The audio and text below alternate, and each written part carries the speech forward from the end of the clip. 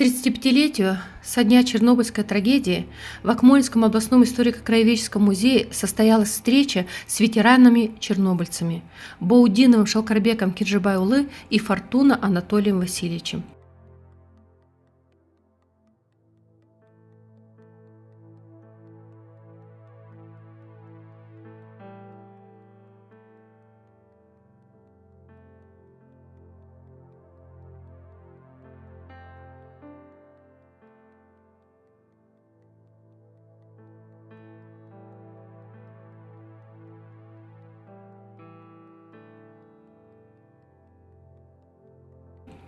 В ходе встречи ветераны поделились своими воспоминаниями о событиях тех лет.